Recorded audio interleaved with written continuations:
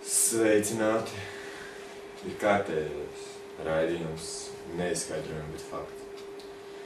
Šodien es jums gribētu parādīt, vismaz mēģināt, vai ir iespējams kļūt neredzamam. Vienkārši neredzamam. Kā jau jebkurš no jums sapņot, iekļūt bankā, apzakt veikalus un visu kaut ko neredzams, un tīpaši jaunu vīriešu gardrobēs. Pareizi!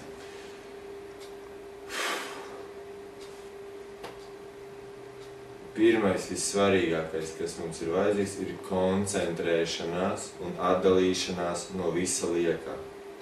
Visām domām jābūt sakopotām, saliktām pa plauktiņiem.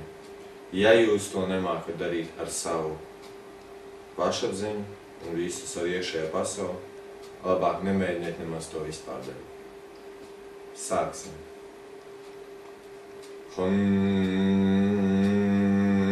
Hananan ol Bļaļ!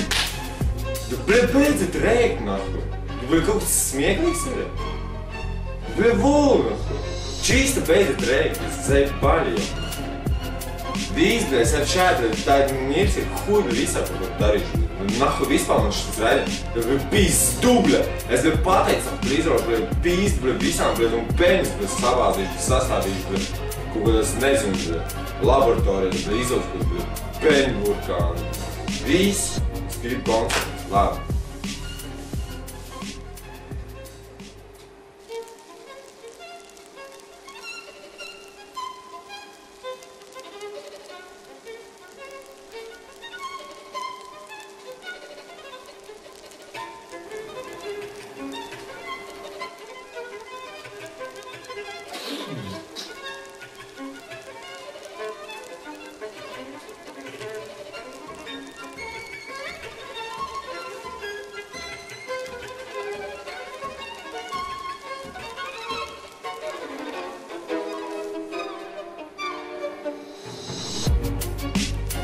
Tā, vai patiešām es domāju, ka neredzamība ir neiespējama.